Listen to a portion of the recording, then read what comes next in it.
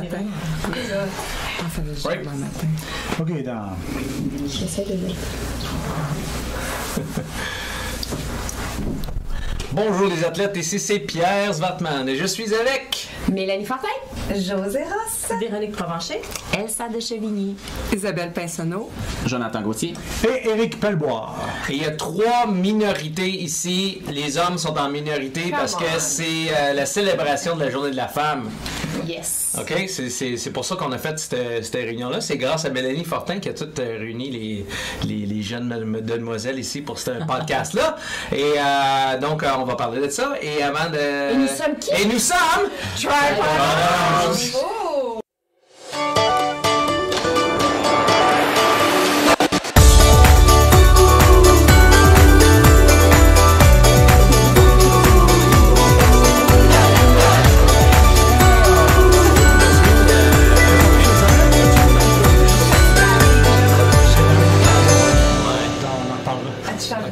J'ai changé des couches, j'ai changé des lits, j'ai tout... Y a-tu eu des explosions? Fait vécu, Pierre! C'est ça, mais c'est drôle qu'on est la journée de la femme, puis on parle quand même de toi qui as vécu... C'est les femmes dans sa vie, quoi? Moi, c'est pas si pire. Mélissa en a eu plus que moi. OK, bon, tu vois, c'est ça. En fait, c'est comme les vraies femmes, ils prennent tout le temps la responsabilité. OK, fait que avant de commencer ça, juste merci beaucoup à Kiro Action, à Fanny Lessard et aussi à... Hyundai, c'est constant. Merci pour la voiture, ça va super bien. J'ai découvert quelque chose. Sur la voiture? Moi, j'ai pas de garage. OK. Puis tu sais, quand t'as plein de glace sur la voiture, puis là, ça s'enlève plus, quand c'est arrivé cette semaine, là, ben tu vas au casino. Fait qu'à chaque fois que t'as de la glace, tu vas au casino. Tu vas au casino, tu stationnes là, tu vas jouer pour 1 heure, oui, tu reviens, puis lavé beau. Il était beau, comme s'il avait été lavé.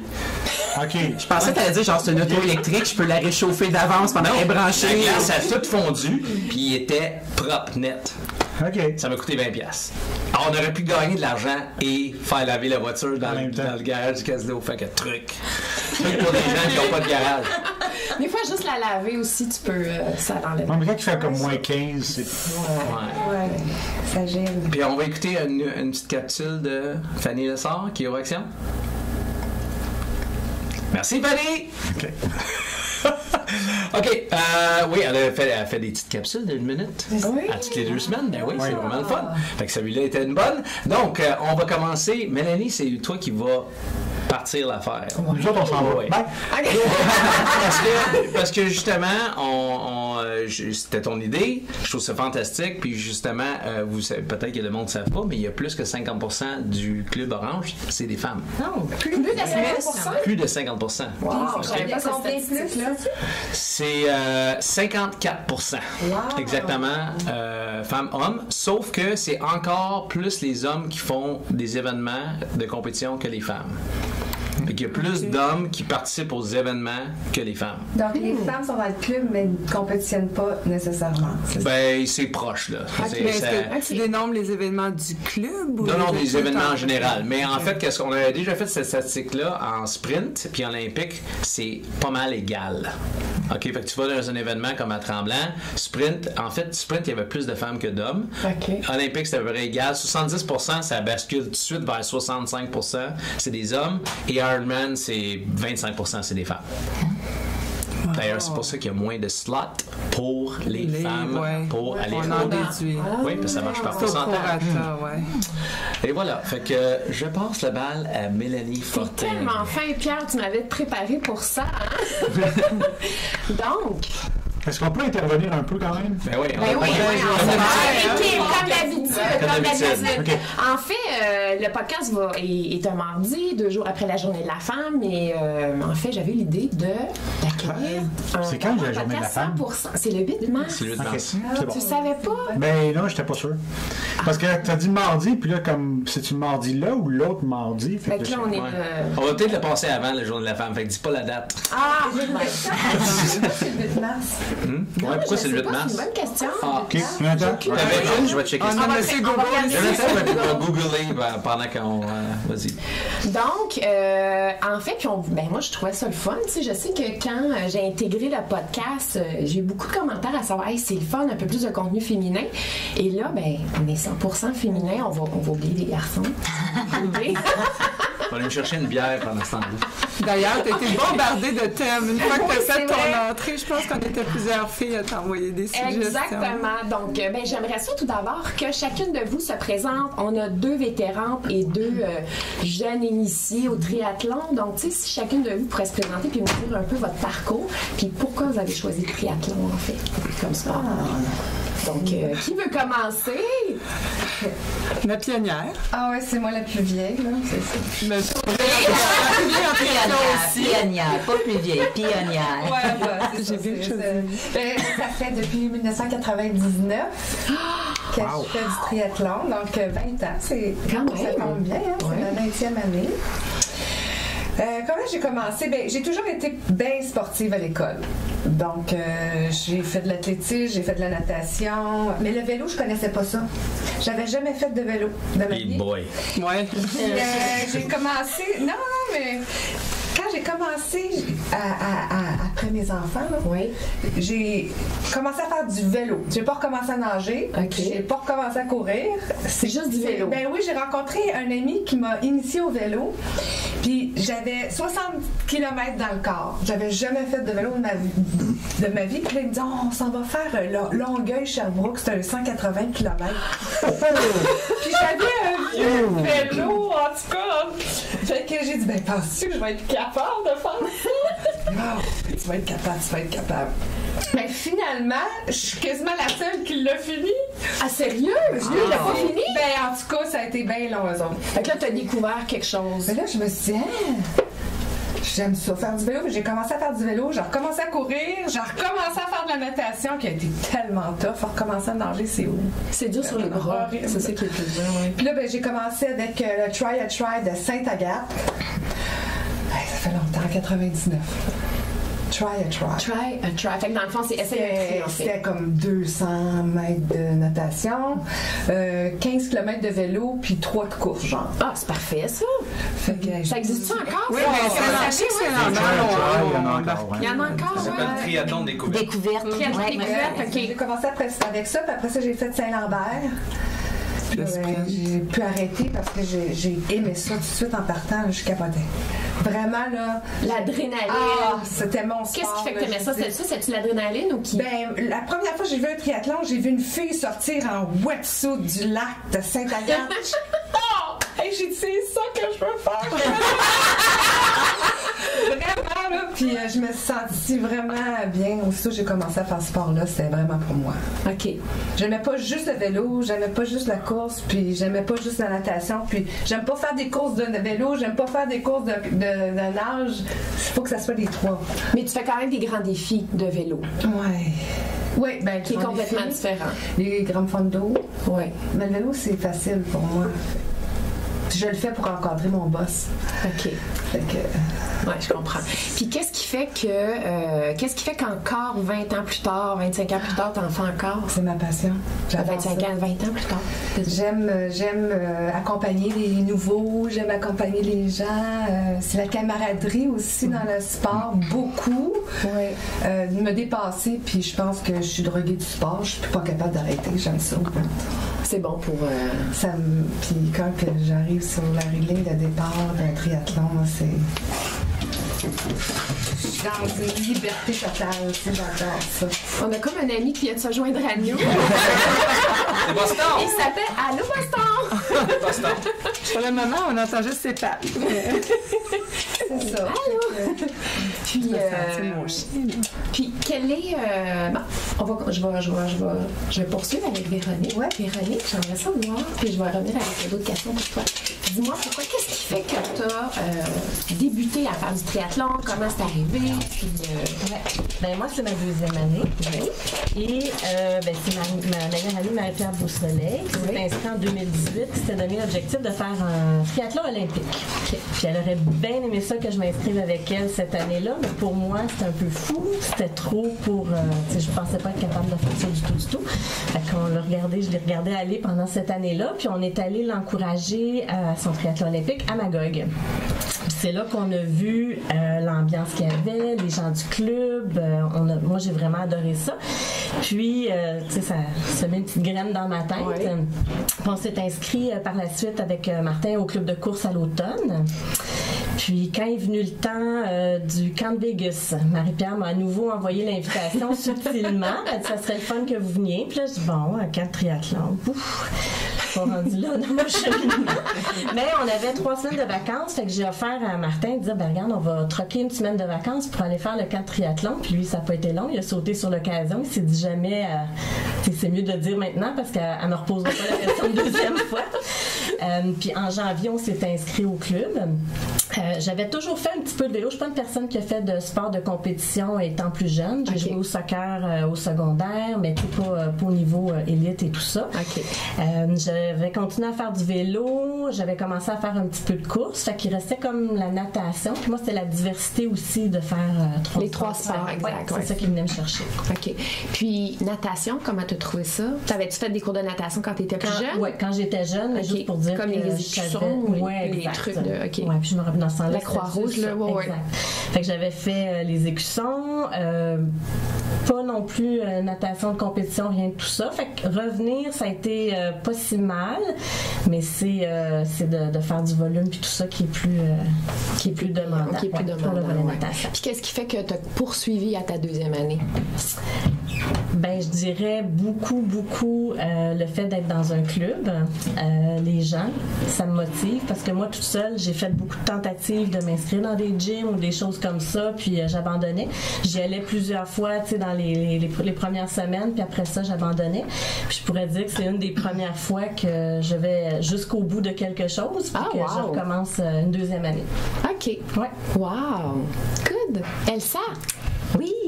Raconte-nous ton parcours. Pourquoi le triathlon? Qu'est-ce qui... Moi, c'est un peu un hasard, en fait, le triathlon. J'ai toujours été sportive, mais pas vraiment ni d'endurance, ni de cardio. Je faisais de la gymnastique de compétition quand j'étais jeune ado. Après ça, j'ai enseigné 10 ans dans les gyms, 7 ans le yoga. En fait, le sport a toujours été une partie de ma vie, puis je remarque que si je suis blessée ou si je suis un mois sans faire, là, ça me démange, là, ça marche pas. Fait que moi, c'est toujours intégré dans ma routine. Après ça, j'ai fait de la course, puis c'était vraiment... Écoute, au début, je me disais jamais je vais courir, à moins que j'aie un ours en arrière de moi, c'est grave. C'est douloureux des fois quand on commence à courir. Oui, mais c'est quand mes enfants étaient jeunes, en fait, c'était à cause du temps, tu sais, le laps de temps de me rendre au gym ou d'aller faire quelque chose. Là, j'ai eu des jumeaux, puis écoute, tu sais, c'était comme... Je les mettais au lit, je savais que j'avais pas grand temps avant que, tu sais, qu'il y en ait un des deux qui se réveille. Fait que là, je mettais mes running, je partais courir, puis c'était un peu ça. Fait que j'ai fait de la course, puis en fait, je me suis entraînée. Je pense que la première année que j'en ai fait, c'était pour faire un demi-marathon, pour ramasser des fonds pour une cause qui me tenait à cœur, pour ma tante qui était décédée de la leucémie. Fait que mon premier événement de course, c'était un demi-marathon. Wow! Quand même, hein? À San Francisco, quand même, les paysages étaient tellement magnifiques. Ouais. Tu peux pas dire non. À San Francisco, avec les pentes comme ça. Tu sais, tout ce qui monte redescend. Fait que finalement, c'était pas si pire que ça. Okay. J'ai bien aimé l'expérience à San Francisco. Fait que c'est ça. Puis le triathlon, c'est tellement pas une histoire à raconter. On veut savoir. Moi, la nage, j'en ai fait. Je peux dire que je patauge très bien. OK. Le vélo, Pierre va être témoin. Quand j'en ai fait la première fois avec le club, je pense que j'avais un gros 15-20 km derrière moi. Là, c'est à peu près tout. J'ai souffert le martyre. Le triathlon, ça a commencé, en fait, je me suis comme réveillée un mois de mai, juin, quelque chose comme ça, en recevant un rappel du triathlon Esprit pour mon inscription. Puis là, je comprenais absolument pas pourquoi je recevais ça. Et j'ai appelé ma cousine avec qui je fais d'habitude des événements sportifs, surtout de la course. Elle dit, ben oui, au jour de là, tu te rappelles pas? On s'est inscrits. T'avais pris pas du café ce soir-là, c'est ça? J'avais pas pris de café ce soir-là, non, je pense que, ouais. Fait que ça fait ça, mais j'avais même pas de vélo. Tu sais, je veux dire, j'avais pas acheté de vélo, j'avais rien. C'était quoi la distance? Un sprint? C'était un sprint. Un sprint, OK. C'était un sprint. Au moins, tu t'es pas inscrit à un demi, là. Non, effectivement, mais je l'ai quand même fait en fait, la course a bien été, la natation puis le vélo so-so, mais ça a quand même été suffisant pour me donner envie. En fait, j'ai vraiment trippé là, à faire l'événement. Ouais, j'ai vraiment aimé ça. Puis comme c'était un peu cabochon, là, mon affaire pour cet été-là, mon entraînement, je me suis dit, OK, l'année prochaine, là, t'as vraiment accroché, là. J'ai accroché. Okay. Je trouvais ça plus diversifié que la course. Tu sais, j'avais continué à faire de la course, là, mes enfants étaient plus grands.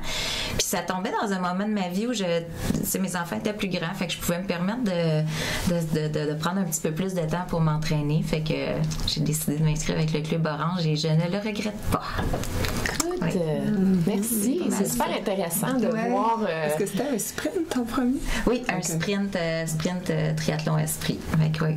Ça a été parfait. Je pense que si je m'étais inscrite à plus que ça, j'aurais probablement été découragée. L'Esprit, je trouve qu'il est bien fait parce que tout est comme à proximité. Puis, si tes enfants sont allés te voir ou ton chum, mais tu sais, ils peuvent te voir plusieurs fois sur le parcours, pas juste quand tu es dans ta zone de transition. Fait que c'est un bon premier triathlon à commencer. Puis je pense qu'il y a quand même plusieurs débutants, fait que je me sentais pas trop perdue. Je me rappelle, tu sais, je connaissais pas beaucoup les règles non plus. C'est assez technique, le triathlon. Fait que je me rappelle, je regardais les officiels. Je leur disais, faut-tu que j'embarque après ou avant la ligne? Faut que j'embarque la fameuse ligne, pas d'avoir une pénalité. Fait que non, c'était parfait pour débuter. OK. Oui. Toi, Isabelle, vétérante. Ben, mon parcours ressemble tellement au tien, Mélanie. Sérieux? Ouais. Moi, j'étais une nageuse. On était c'est vrai. Une famille de 4 enfants. Mes parents étaient très investis dans la natation, même officielle, dans le SAMAC à l'époque, là, à Brassard. Mon père était même devenu président du club. Il a fait ça pendant 2 années. Puis dans la Fédé même. OK, ben oui, c'est ça. Mon père était même impliqué là-dedans. OK. Ah, c'est drôle. Ouais. Puis plusieurs personnes que je côtoie encore aujourd'hui, que je vois qui ont eu un passage là, dans la natation. Donc, j'ai fait ça après je me souviens pas l'âge exact, je pense 7 ou 8 ans, puis jusqu'à mes 16 ans. OK. Ouais. Fait que ça, c'était comme ma base, la discipline du sport, vraiment. Puis en même temps, les 40 moi, à 15-16 ans, là, je trouvais que je commençais mes bonnes amies du secondaire, dont Isabelle Bourgoin, que vous connaissez, un peu dans le club. Là, je commençais à voir que la vie me passait à côté. Là. Tu sais, moi, c'était pas 25 ans, mais ça devait être un 15-20 ans. C'est quand loin, même beaucoup, là, non, je te comprends. Fait que là, j'avais décidé d'arrêter ça. Mais j'étais fait une bifurcation vers le sauvetage. Je continuais quand même indirectement de nager, mais à plus basse cadence, là. Puis après ça, la job, tout ça, j'ai vraiment lâché, je dirais dans la vingtaine, là, j'ai été un peu une bombe je faisais plus de sport, Qu'est-ce que tu faisais?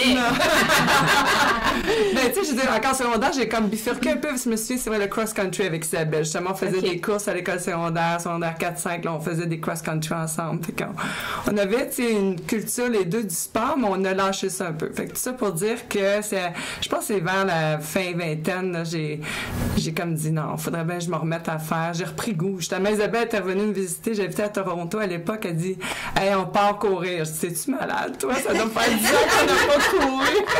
Fait que là, elle s'est dit, oh mon Dieu, j'avais des crampes, tout arrivait. Puis elle avait commencé à faire des triathlons. Je dis, bon, mais si elle est capable, embarque. Puis j'ai comme commencé comme ça. OK. Puis ça, c'était mon premier triathlon, c'était en 2001. Ouais. Fait que c'est... Quand même, hein? Ouais. Puis c'était celui de Saint-Lambert. Okay. J'ai fait le sprint. Puis je m'étais même dit, bon, je vais venir l'été, puis je vais faire mon premier olympique à Montréal. Un peu comme ce que vous dites, je trouve qu'à Montréal, ils donnent des repères qui sont rassurants. Qui est facile aussi. Oui, puis mais Saint-Lambert aussi, c'est rassurant. Tu sais, c'est comme on dit que c'était des étapes à cette époque-là, quand je ne l'ai pas brûlé. Là, je me dis, OK, c'est un niveau, après ça, un autre niveau. Puis le vélo, comme toi, José, j'avais une vieille bécane de 10 vitesses. Tu sais, je dis, comme on dirait, là, tu sais, tout le monde, tu sais, pourquoi le triathlon, c'est oui, mon influence de ma copine Isabelle, mais c'est aussi, je me dis, ben, vélo, je suis capable d'embarquer sur un vélo, ça doit se faire. Mais la course, moi, on dirait que c'était la plus grosse embûche parce que je partais courir, j'avais des crampes. Je dis, bon, là, je regardais la posture des gens dans la rue, comment ils couraient, j'essayais de me donner des repères, puis finalement, ça a pris son cours à force d'en faire. Puis, c'est ça. J'ai jamais arrêté depuis, à part pour des blessures dans les quelques dernières années, mais ça fait partie de mon équilibre, c'est immanquable. Tellement que quand j'ai les enfants, je dis à mon conjoint, je dis ça, c'est non négociable, ça fait partie de ma vie. C'est comme, c'est mon équilibre. Ouais.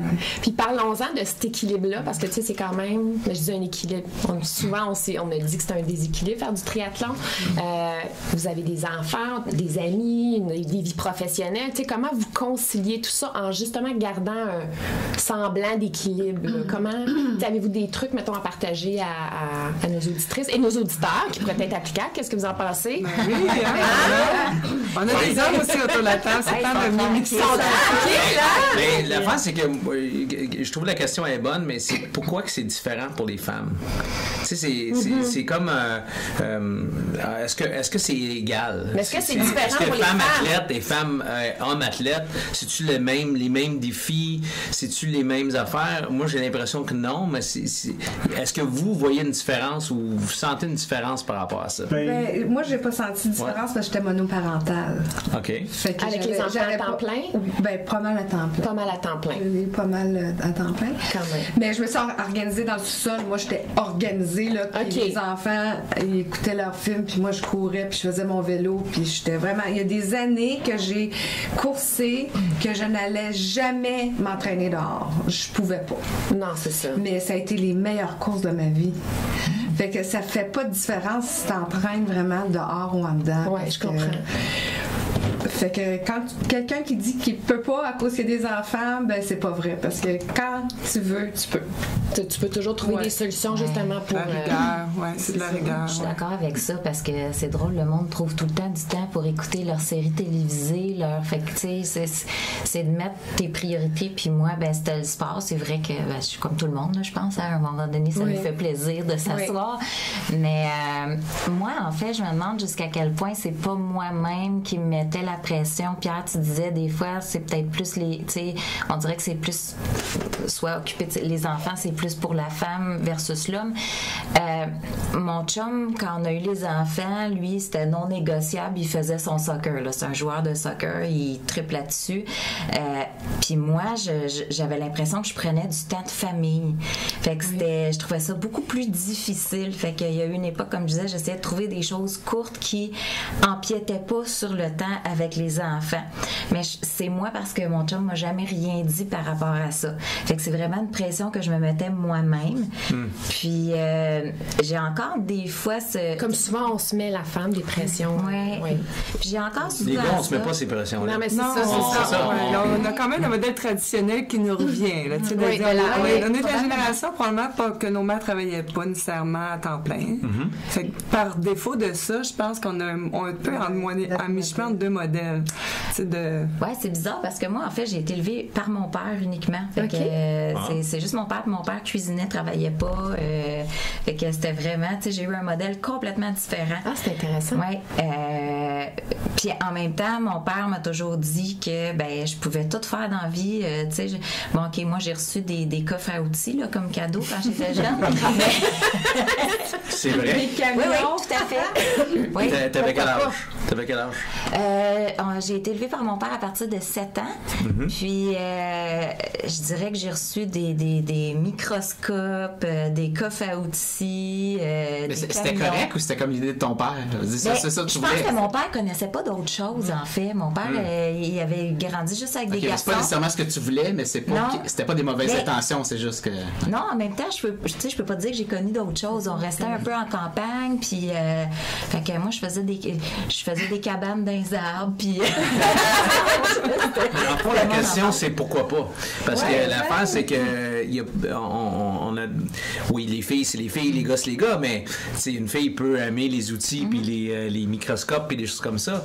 Mais c'est quand même drôle que lui, son réflexe, c'était de donner ça. Oui, effectivement, mais c'est ça. Puis je pense qu'à un moment donné, il l'a senti, il voulait comme que moi puis ma soeur, on ait une présence féminine, tu sais, fait qu'il s'arrangeait tout le temps pour qu'il y ait que ce soit un professeur féminin ou des choses comme ça. Mais oui, fait que malgré mon modèle qui était autre, je sais pas pourquoi. C'est-tu la société? C'est-tu parce que j'ai vu d'autres mondes faire autour de moi puis que la mère devait être présente? Je sais pas. Puis même encore, des fois, j'arrange parler comment on s'organise, là. Oui. Mes gars jouent au soccer beaucoup, puis des fois, je fais mon vélo, je sais pas, ils s'en vont à Saint-Constant, à Saint-Rémy. OK, parfait, moi, je vais y aller en vélo, je vais aller voir votre match, puis je vais revenir en vélo. Fait que, tu sais, des fois, j'essaie d'arranger ça. Oui, c'est ça, exact. Okay. Ouais, ça fait partie de moi aussi. Mais quand je dis non négociable, c'était plus de dire que je savais que mon équilibre mental, physique, j'en avais réalisé le bénéfice. Fait que je me disais, je veux pas perdre ça. Ouais. Parce que j'avais goûté avant d'avoir des enfants, probablement c'est ça que plus dicté après ça. OK, mais maintenant, je vais trouver le moyen de m'arranger. Un peu comme Josée disait, moi, heureusement, j'étais une lève-tôt. Fait qu'à partir de là, puis même encore aujourd'hui, je peux souvent faire mon entraînement le matin. Personne en souffre, personne. Exactement. J'ai des ados, là, même j'attends d'en venir déjeuner, prendre ma douche, je pense que c'est là la différence. Tu as dit personne en souffre. Non, pourquoi quelqu'un en souffre? Tu peux t'entraîner le matin, puis les autres, ils vont faire ce qu'ils ont à faire. Oui, tu l'as dit, je sens toujours quand même une certaine culpabilité. C'est ça, c'est une question que tu te mets. Aujourd'hui, je suis allée mais les enfants le disent aussi. Parce que, tu sais, l'année passée, j'ai une grosse année de triathlon, puis les enfants, tu sais, des fois, j'étais partie, puis ils disaient, maman est où? Ah, qui est encore partie s'entraîner. Mais j'ai jamais entendu ce commentaire-là de mes enfants quand c'était David qui s'entraînait plus que moi. Fait que même eux, naturellement, ils ont je sais pas, ce chaîne de pensée-là, cette croyance-là. Oui, mais dans le fond, c'est parce que c'est comme nos enfants, ils vont vers Lynn pour certaines choses, puis ils vont vers moi pour autre chose. C'est vrai. OK? Fait que quand ils veulent avoir une réponse positive, oui, tu peux y aller. Ils vont voir maman. Puis ils vont pas voir papa. Ça, c'est quand tu étais jeune. Ouais. Puis, tu sais, mais quand ils ont mal, ils ont eu un bobo, mettons, quand tu étais petit, ben, ils allaient voir maman immédiatement. Tu sais, c'est comme des réflexes. C'est-tu parce que nous, on se donnait ce rôle-là juste naturellement, on était comme ça? C'est-tu parce que c'était homme-femme? Je sais que Lynn est très typique femme. Elle, pour elle, c'est dans elle. Là. C'est comme... Moi, je fais des choses typiquement femmes, puis l'homme, ben, lui, il faut qu'il fasse ça. Elle comptait sur moi pour faire la discipline, pour être là pour les lifts, pour faire... il dit, toi, tu t'occupes de l'extérieur de la maison, moi, je m'occupe de l'intérieur. Mais elle, c'était comme ça, puis c'était le rôle que ses parents ont joué. Puis elle, pour elle, c'était correct. T'sais. Mais il y avait quand même un rôle. C'était pas comme, elle s'occupe de tout, puis moi, je veux juste du fun. Ça, je pense que c'est... Puis j'ai l'impression qu'elle, à un moment donné, elle pensait, OK, dans le fond, c'est devrait être moi qui s'en occupe. Et je dis, là, pourquoi c'est toi qui s'en occupe? Puis je sais pas, c'est moi qui ai pensé en premier. Puis les femmes ont tendance à penser à des choses comme le souper. Ils pensent à des affaires en premier. J'ai dit, si t'avais attendu 20 minutes, je le faisais le souper. Ah, de toute façon, c'est correct, je le fais. Il va te faire ta Non, mais c'est vrai parce qu'on dirait qu'on se l'approprie. On se l'approprie, puis tu sais, souvent, c'est des sources de chicane. On dit, tu peux me le déléguer, mais non, tu sais, on dirait que j'ai une question d'égo là-dedans. J'y ai pensé, c'est moi qui le fais. C'est quelque chose de bizarre avec ça, mais... Puis Véro, je voulais savoir, tu sais, je sais que toi, tu joues de la musique aussi, fait que tu sais, concilier vie professionnelle... On savait pas ça. Je savais pas ça. Je jouais. Puis tu jouais, mais tu sais, c'est quand même, tu sais, vie professionnelle, le chum, la musique, je sais pas comme... C'est ça. La musique, moi, je jouais de la musique, fait que j'ai eu la chance d'être dans une école de musique dès mon primaire. Fait que j'ai appris à lire, compter, jouer de la musique en même temps. Wow. Fait que j'ai fait ça jusqu'au cégep. J'ai fait un deck en musique avec un deck en sciences. Puis j'ai mis ça de côté, mais là j'aimerais beaucoup y revenir. OK. Mais ça fait combien de temps que tu as mis ça de côté? ça fait... Quelques années? Oui, plusieurs années. Plusieurs années, OK. Ouais. J'ai ressorti... j'ai joué du piano, violon, du saxophone. Oh, wow. J'ai ressorti le saxophone à mon mariage. Fait que t'étais un one-woman band. Oh, j'adore. Ben ouais, c'est J'adore le sax. Faut que tu nous en joues. T'as sorti ça à ton mariage? Ben, à mon mariage, parce que Martin m'avait jamais entendu jouer. J'ai arrêté autour de l'âge de 25 ans. Après l'université, j'ai continué un petit peu, mais j'ai déménagé à Montréal. Puis là, ben, les groupes dans lesquels je faisais partie, les répétitions étaient à Sherbrooke, puis tout ça, ça devenait difficile. Fait qu'arrivé à Montréal, nouveau travail, nouveau groupe d'amis, fait que la musique a pris un petit peu le côté. Mais moi, quand j'étais jeune, au lieu du sport, c'était vraiment plus la musique, là, les pratiques, l'assiduité, les concerts et tout ça. Fait que c'est pour ça que le sport, j'en faisais pour être active, mais pas plus que ça. Mais ça t'a quand même amené une certaine discipline. Oui, je pense que oui. Parce que si tu pratiques pas, comme si tu t'entraînes pas, tu peux pas t'améliorer comme musicienne, en fait. Là. Je suis chanceuse que j'avais de la facilité en musique, ce que j'ai moins dans le sport. Mais en musique, j'avais beaucoup de facilité. J'avais besoin de pratiquer, mais peut-être pas autant que quelqu'un qui n'avait pas cette facilité-là. Mais fait que la musique, ça a été une partie de ma vie, mais j'ai vraiment le goût de m'y remettre. Là, mais il faudrait que je me trouve un genre de club orange de la musique. Écoute, David, ton chum, en parlait parce que lui, il joue la guitare. La bass aussi. Oui, puis puis là, il dit, ce serait le fun, un band. Je pense que t'as une thématique ton prochain. Guitare, mais ça fait longtemps. Sur la guitare. Il manque... Les pros, ils squeezent la banane de main. Fait que là, je suis en vélo, puis j'essaie de la squeezer de main. Ça marche pas. Je suis comme, mais s'il faut, je l'ai. Il y a quelqu'un qui t'a dit ça pour vrai.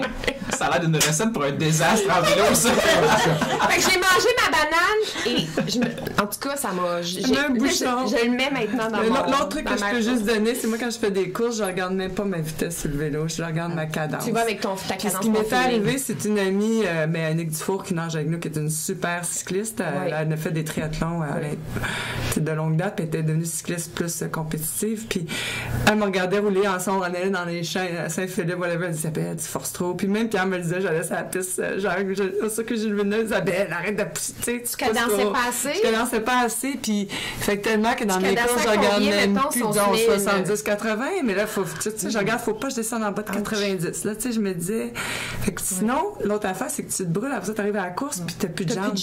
Fait que fallait vraiment, moi, ça a été un autre repère qui m'a dit, je regarde pas ma vitesse, je regarde ma cadence, puis advienne que pourra. C'est un peu comme toi, si je m'étais pas mis de temps.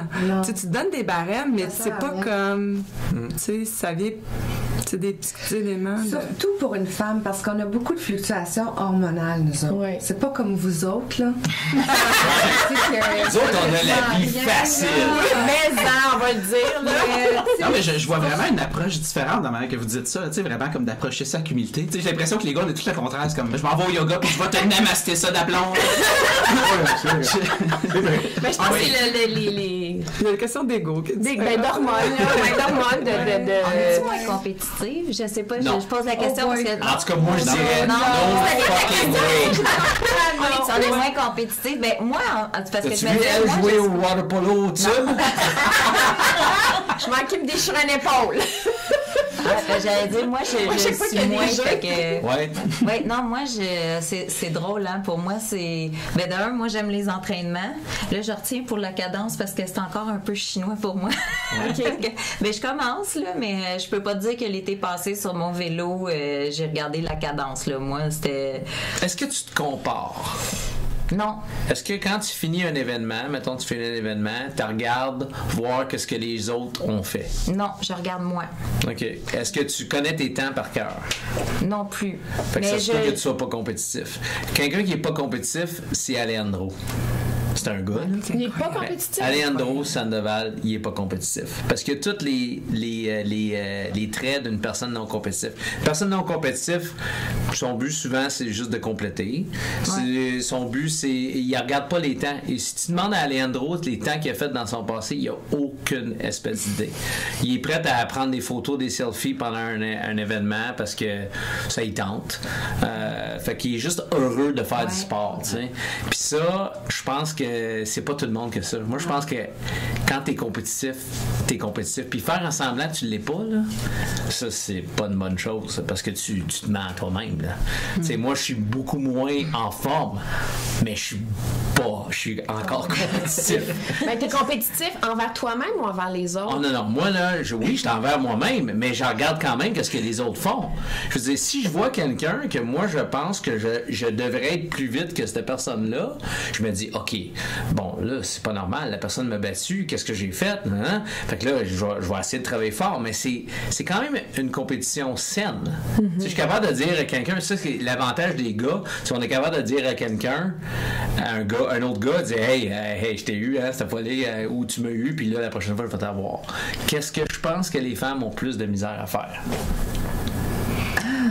Je sais pas, parce que tu vois, moi, j'assume que je suis comme pas super bonne, fait que non, je te dis sans prétention. T'es égale super bonne avec compétitive, puis c'est pas la même chose. Non, mais en fait, puis même, je te dirais d'un jour à l'autre, tu sais, des fois, j'y vais très au feeling, dans le sens où une journée, je suis comme juste fière, j'ai l'impression que ça a bien été, puis c'est peut-être tout dans ma tête, parce que peut-être que mes temps sont vraiment pas bons, mais ce jour-là, j'ai l'impression que j'ai bien couru, que ça a bien été, que j'ai bien fait mes transitions, puis tout ça, puis ça va bien. Puis il y a d'autres jours où je suis moins contente de moi, mais c'est peut-être pas nécessairement par rapport au temps ou au ranking, ou tu sais, ça va être juste comme, je pense que des fois, peut-être le fait de pas être compétitive, ça a l'autre côté. Des fois, je me dis, je suis paresseuse dans le sens où, je suis restée dans une zone super confortable, tu sais. C'est peut-être le début de... Mais il y a des gens qui sont très, très compétitifs, qui vont se donner des excuses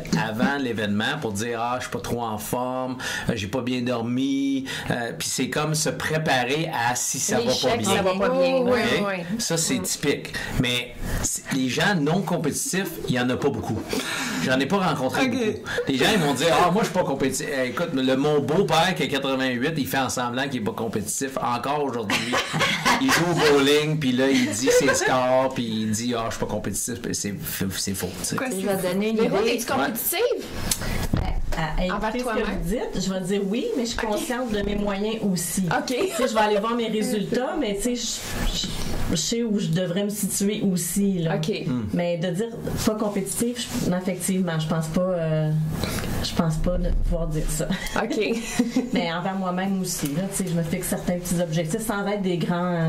Non, mais à la hauteur de ce que toi, tu as le goût de faire. Exactement, c'est parfait. Mais c'est comme si c'était une mauvaise chose, des fois, mais c'est pas une mauvaise chose. De se fixer des objectifs? Non, d'être compétitif. Être orgueilleux, compétitif. Qu'est-ce qu'il y a?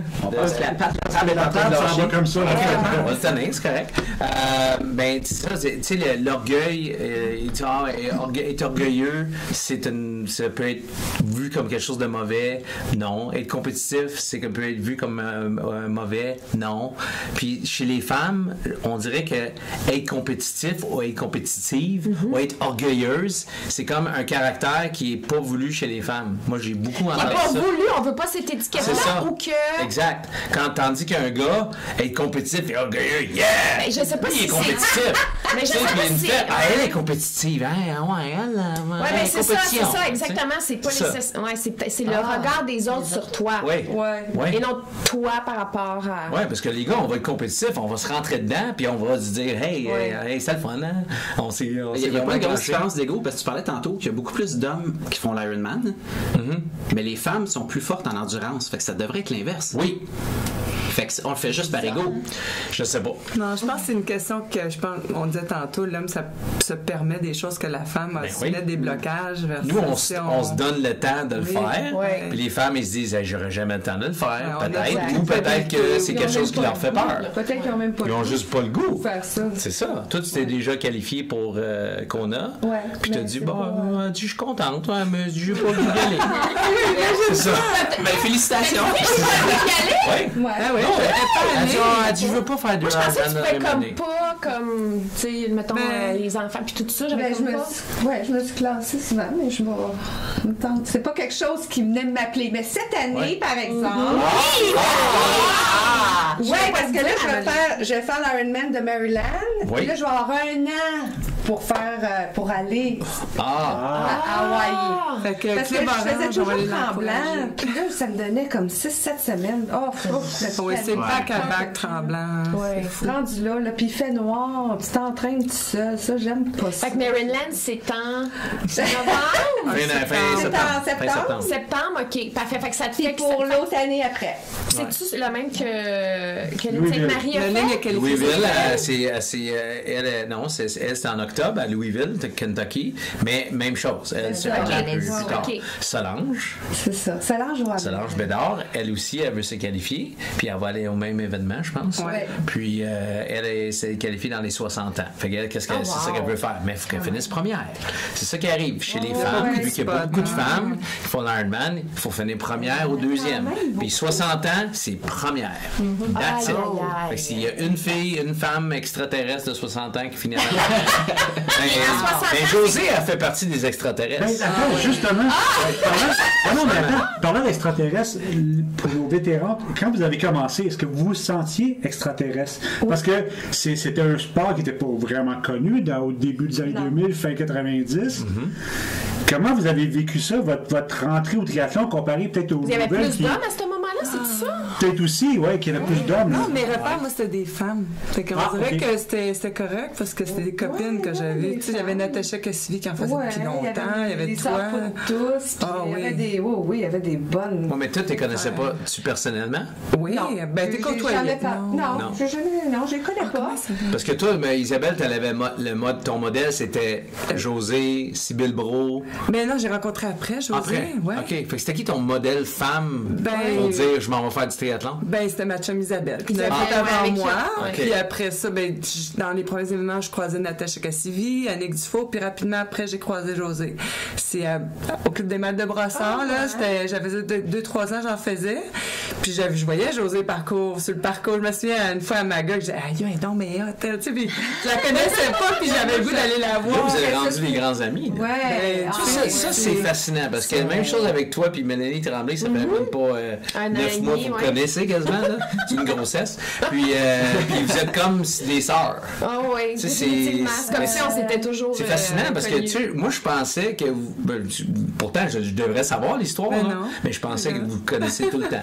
C'est depuis toujours. Non, c'est connu. Puis après ça, j'ai connu Sybille par défaut de te connaître toi. Okay. Puis après ça, Nicole, elle s'est joint à nous parce que je la croisais à la piscine de Jean Drapeau. Puis on a tissé des liens. Puis on est 4 filles aujourd'hui qui se côtoient encore beaucoup, socialement et dans le sport. Mais comme vous trois aussi, Oui, vas-y. Oui. Mais attends, je vais finir. Donc, à l'inverse, pour les nouvelles, est-ce que vous sentez une pression ou de dire, il faut que je sois aussi bonne que les vétérans qui sont dans le club? Pas moi. OK. Moi non plus. En fait, je les admire. Ouais, okay. J'ai beaucoup d'admiration. Puis, tu sais, il y en a que je me dis, c'est sûr que j'atteindrai jamais ce genre de niveau-là. Qu'est-ce que Lynn Sainte-Marie a dit exactement la même affaire après sa première année? Ben, écoute, moi, je regarde Lynn, par exemple, parce que je l'ai souvent vue en entraînement. Puis, en même temps, ça me dérange pas. En fait, je suis fière de chaque progrès que je fais en triathlon. Tu sais, pour moi, tout est nouveau. Oui. Fait que je l'ai comparé beaucoup cette année en natation parce que l'année passée, j'ai fait 100 mètres, je voulais cracher mes poumons. Écoute, c'était horrible. Comme Jonathan d'ailleurs. Ah non, écoute, puis, tu sais, Jonathan Phelps. Je pensais. Mais j'aimais beaucoup ceux qui nageaient pas avant. C'est la plus grosse barrière, je pense, pour les gens dans le thème du triathlon. Je me suis étouffée à peu près 3-4 fois. Oui, parce qu'il y a quand même le danger de noyade. Oui, c'est ça. C'est ça qui empêche les gens. 95% des triathlètes, c'est pas des personnes qui ont nagé avant. Ils ont appris la natation parce qu'ils voulaient faire du triathlon. Ça, c'est de la discipline. Moi, je peux même pas imaginer c'est quoi aller dans l'eau puis penser que peut-être tu vas pas te rendre l'autre bord parce que tu pourrais mon premier triathlon à Esprit, justement, tu sais, plus ou moins préparé, là, en plein milieu du lac, j'ai fait du ELVO, là, tu sais, la marinière. En attendant que, puis j'ai un planchiste qui me dit, Madame, ça va, êtes-vous correct? Oui, 2 secondes, je reprends mon souffle. C'est quelque chose. Mais Alain Andro, son premier triathlon, il l'a fait à Gatineau, dans l'eau libre, puis s'est accroché après une bouée pendant à peu près 5 minutes. Puis il refusait que le kayakiste le sorte de l'eau. C'est Sérieux? Oui. Puis il nageait jusqu'à la prochaine bouée de peine et misère avec des gros yeux. Là, ça, j'ai beaucoup d'admiration pour ça. Vraiment, c'est une source de stress énorme. C'est ça, l'amélioration. Là, je profite de tout, mais non, j'ai trouvé extraordinaire, en fait, tous ceux du club. Là, je pense que c'est plus une motivation qu'une pression de voir tous ces gens-là, puis tu sais, que tout le monde met l'effort entraînement après entraînement. C'est ça, moi, qui manquait de s'entraîner toute seule. Parce que là, c'est facile de dire, bon, ce soir, je vais rester sur mon divan. Là. Mais maintenant, tu sais que quand tu vas à la course le mardi, le jeudi, ou le dimanche matin nager, il y a des gens qui sont là. Moi, j'aimerais ça que tu reviennes là-dessus. Motivation et de pression, je trouve ça vraiment intéressant. Okay? Fait que là, parce qu'il y a des gens qui rentrent dans un club, puis veulent pas. Moi, j'ai toujours pensé que la majorité des gens avaient un sentiment d'intimidation. Où ce que là, t'arrives dans un club, les gens se connaissent. Moi, je suis qui, moi? Je peux-tu m'en. Fait que là, moi, j'ai comme entraîneur, là, j'avais l'impression que c'était un peu de ça. Fait que là, moi, j'associe ça avec une espèce de pression. Tu sais, de pression d'être là, de connaître les gens, tu sais, pour un nouveau. Vous êtes nouveau. Fait que tu dis, toi, t'as vu ça comme une motivation au lieu d'une pression. Oui, parce qu'avant de m'embarquer, parce que comme je l'ai dit tout à l'heure, je pensais que c'était pas pour moi. Je m'étais bien renseignée. Puis, tu sais, Marie-Pierre m'avait bien expliqué, tu sais, qu'il y avait différents niveaux, qu'on courait entre autres pour le camp de Vegas, qu'il y avait 4 groupes différents, puis que, tu sais, j'étais pour être capable de fonctionner dans tout ça. Puis de suivre. C'est sûr que t'as quand même, la première fois que t'arrives, c'est intimidant parce que tu rencontres les gens, puis tout ça, il y a des gens de tout niveau. Mais je pense que rapidement, on se retrouve avec, tu sais, à courir ou à être en vélo avec des gens de notre niveau. Fait que je la vois pas, cette barrière-là. Fait que tu as passé rapidement à intimidation à motivation. Parce que tu te sentais accueilli. Exact. Ça? OK. Oui, peut-être parce qu'aussi le niveau de compétition, moi je le mets plus envers moi-même puis de m'améliorer que de dire je veux atteindre un niveau que peut-être je suis pas capable d'atteindre ce niveau-là non plus. Là, fait qu'à un moment donné. Nos barrières, on les a dans notre tête. Hein? Ben ça, oui. Ça. Écoute, je pense que c'était une grande révélation parce que moi, ça m'impressionne ceux qui entament dans l'espace de 2-3 ans de penser faire un Ironman. Moi, ça a été tellement un cheminement progressif d'une étape après l'autre, mais encore une fois, on s'est mis les barrières où ça dépend de tes aspirations, tu sais, mais tout est possible. Tout est possible, mais vraiment, là, c'est... Qu'est-ce que tu veux dire, les barrières sont dans ta tête? Josée? Les barrières, on se les met nous-mêmes. On est notre pire ennemi, on est notre propre barrière, dans le fond. T'sais, si tu dis que tu n'es pas capable, tu ne seras pas capable. Faut que tu t'ouvres. Là, aujourd'hui, je vais aller telle affaire. Un petit peu. L'autre journée, tu vas un petit peu plus loin. Après ça, tu te dis, waouh, la barrière que j'avais, là, est vraiment derrière moi, là, parce que là, je suis rendue ça plus loin, là. Oui. T'as-tu un exemple? T'as-tu un exemple de qu'est-ce que tu as vécu, quelque chose de concret que tu as vécu, qui te disait, regarde, je sais pas si je vais me rendre là, puis là, oui, parce que moi, quand j'ai commencé à faire du triathlon, moi, la fille que j'admirais, elle s'appelait Annem Marks. Elle gagnait toutes les courses. C'était incroyable. Puis là, je serais jamais comme elle. Puis 2 ans plus tard, je la battais tout le temps. Sérieux? Oui. C'est quelqu'un qui était dans ta catégorie. Puis là, j'en revenais pas. Je me rendais là, puis je me rendais encore plus loin. Dans ma tête, là, jamais je serais là. Je la regardais, puis je disais, mon Dieu Seigneur, comment... Puis aujourd'hui, est-ce que tu sais si elle fait encore du triathlon? Oui, un coach. Un coach, OK. C'était une source de motivation. Qu'est-ce qui a débloqué? Juste par l'entraînement. J'ai joint Orange en 2004. Oui. On n'était pas Orange en ce temps-là, c'était le club de triathlon de Saint-Lambert. Puis là, j'étais capable de mesurer avec les autres, de me faire justement la motivation que tu parlais tantôt. Là, j'étais motivée. Puis là, mes temps changeaient, s'amélioraient. Puis là, quand j'ai fait le triathlon de Montréal, cette année-là, moi, je me disais, bon, OK, je vais faire peut-être 2,25, 2,30. Là. J'ai fait 2,12. J'en revenais pas moi-même. Mais tout cet entraînement-là est venu comme un morceau. Tous les morceaux du puzzle sont venus ensemble. Puis ça m'a propulsé. Mais jamais j'aurais pensé. Est-ce que tu penses que tu aurais été capable de Parce qu'au début, tu as dit tu t'entraînais beaucoup dans ton sous-sol quand tu avais les enfants qui étaient plus jeunes. Après ça, tu as joint le Club Orange. Mais est-ce que tu penses que le fait de gang et de club, d'aller courir le mardi, jeudi, t'a aidé à te propulser? Oui, je pouvais pas y aller vraiment souvent, mais oui. Ça m'a vraiment ouvert l'esprit. Ça m'a motivé beaucoup, puis la motivation, c'est tout. C'est tout. Quand t'es pas motivé, il n'y a rien qui se passe. Mais pour avoir Josée, elle réalise pas l'impact qu'elle a sur les autres, par exemple. Je vais vous avouer, parce que par la bande, c'est elle qui me donnait des nouveaux objectifs. C'est incroyable que moi, j'en mettais plus de barrières que toi. C'est drôle de t'entendre parler, parce que c'est comme wow! Tu sais, de cette possibilité-là de se pousser à des extrêmes, là, c'est... En tout cas, t'as une rigueur que j'ai rarement vue que d'autres femmes ont, là. C'est exceptionnel. C'est vrai. Mais ça... Lynn Sainte-Marie, où est-ce qu'elle est rendue? Oui. C'est drôle, la première fois qu'elle m'a vue, Lynn a dit « Ah, c'est toi, Isabelle Pinsonneau. » Je dis « Ça doit faire 7-8 ans. » Puis toi, on faisait de la course avec toi sur le Mont-Royal. Tu faisais ça à l'automne.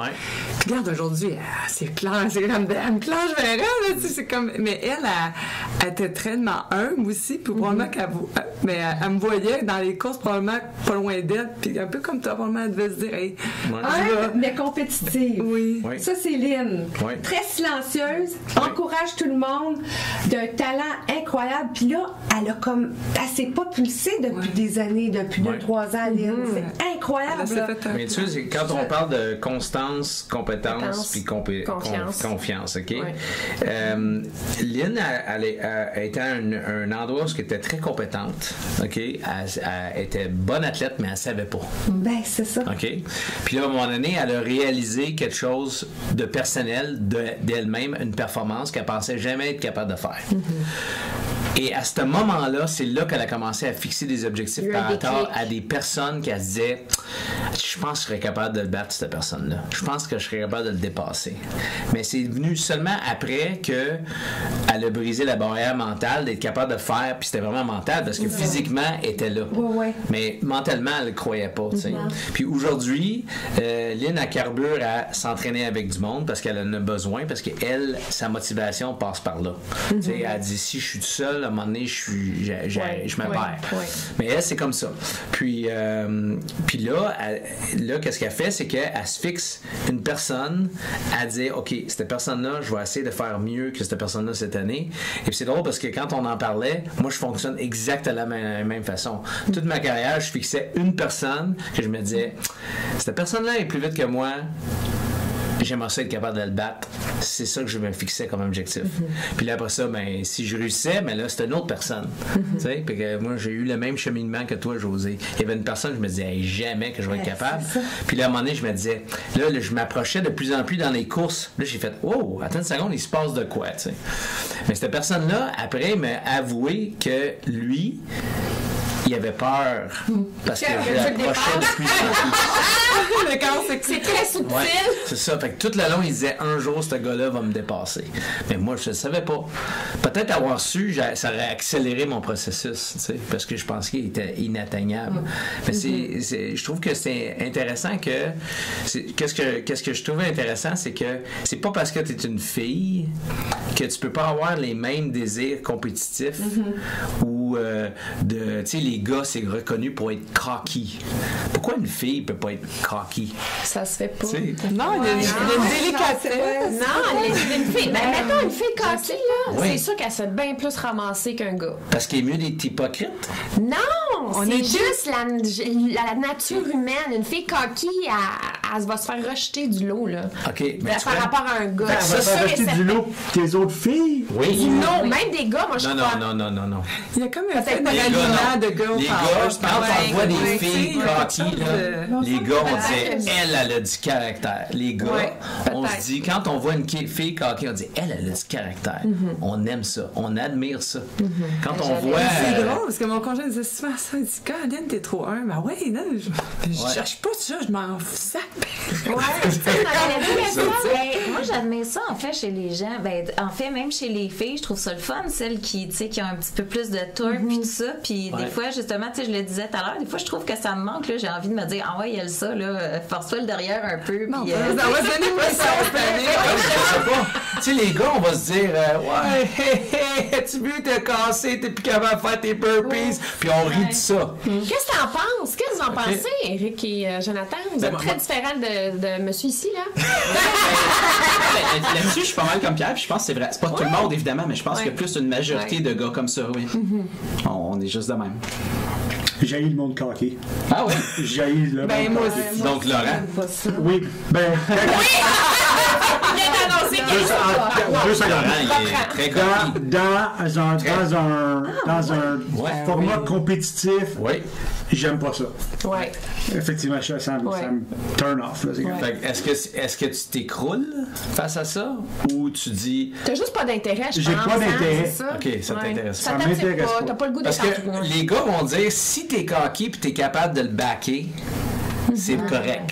Mais si t'es cocky puis finalement tu casses il se passe rien, ben là c'est juste un gros parleur. On appelle ça gros parleur satisfaisant. Les temps avec ça. Exactement.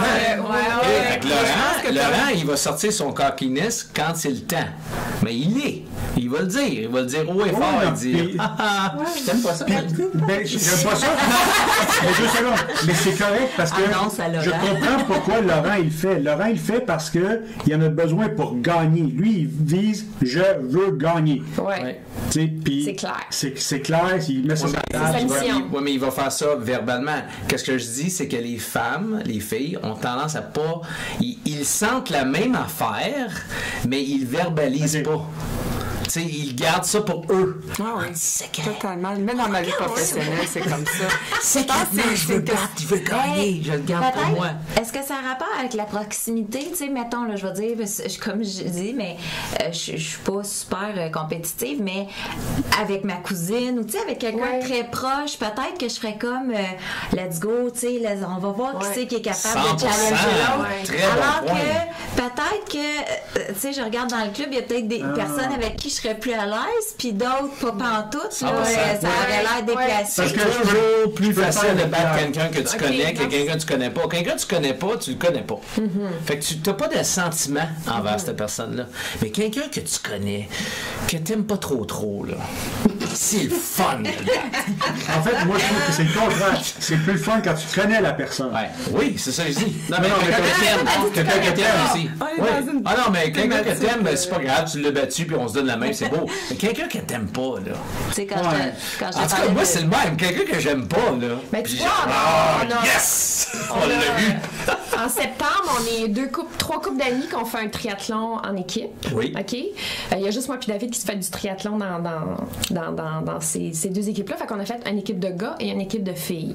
Fait qu'on met les couples gars-filles en compétition. Et là, oh boy, game on, là. Il y a ce soir, là, oh my god! Puis là, j'ai sorti la règle de t'as pas le droit de te battre contre ton conjoint. Donc maintenant, moi, je peux pas être avec David à la natation parce qu'on s'entend que ces gens-là nagent pas. Fait que là, faut équilibrer le triathlon pour que. Ben, y a rien. Mais là, écoute, la pression, là, mais là, on s'écœure puis on se taquine, mais c'est vraiment cool, là. Ouais. Bon, ben ça peut être le fun.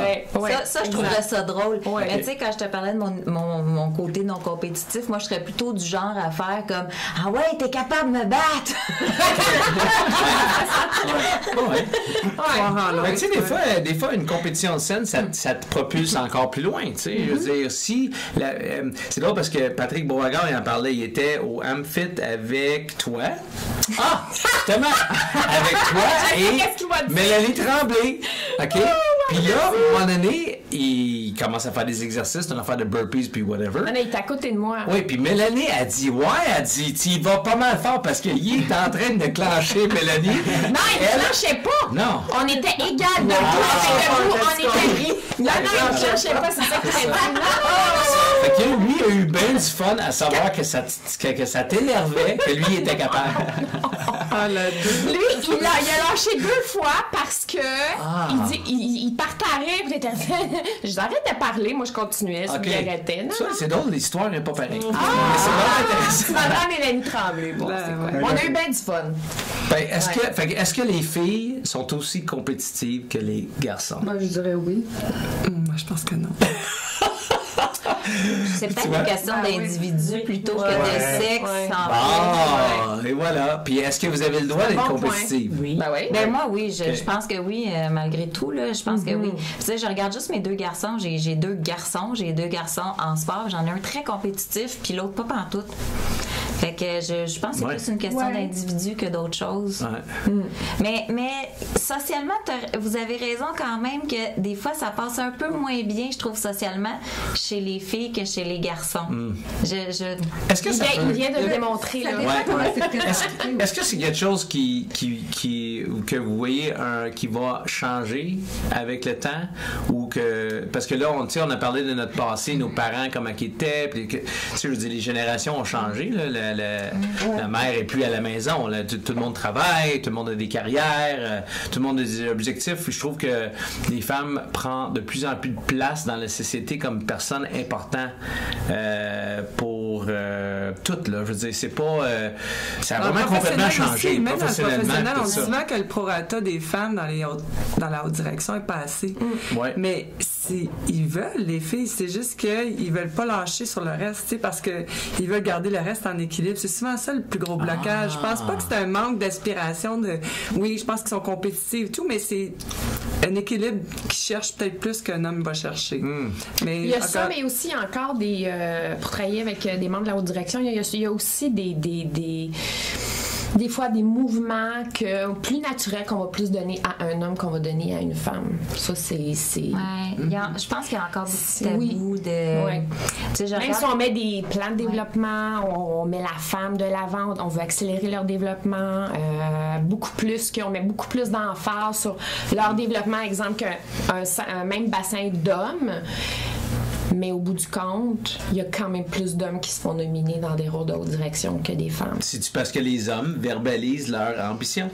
Je pense que oui. Plus que la femme, mais aussi qu'il y a moins de tiraillement. Il y a moins de tiraillement. Il y a plus un aspect égocentrique de dire « moi, j'y vais pour moi ». Alors qu'on n'ira pas... comme je pense à ça, c'est une question de valeur aussi. Mais peut-être que dans 20 ans, ça va être différent. Je vis la même chose que toi. Très technique, très... c'est drôle, en avant. Fait que je pense, les hommes viennent de c'est la conclusion. Ça fait quand même 1h15. Oui, ça fait longtemps. Écoute, on va terminer avec ça. Moi, je trouve que c'est vraiment, en tout cas, est-ce que vous avez aimé la discussion? Vraiment, très belle discussion. Merci. Fait que, on va souhaiter une bonne journée de la femme à tout le monde, peu importe si on est en avance ou on est en retard. Puis, peut-être un jour, on parlera plus de journée de femme parce que ça sera plus important parce que c'est... I wish. I wish. Non, on veut l'égalité. On veut l'égalité. C'est ça, hein? On veut l'égalité. Merci Mélanie d'avoir pensé à cette thématique. Merci à eux de vous accueillir et d'avoir accepté aussi. C'était tough. On est en train de faire notre place. Éventuellement, j'aimerais ça qu'on en fasse un 100% masculin. Ah oui, ben on le fait déjà. Là, non, mais avec les invités. Des invités. Moi, j'amènerais les mêmes sujets, voir les différences de ton année. Bon, ben merci tout le monde. Merci. Ciao, ciao. Bye bye. Bonne semaine.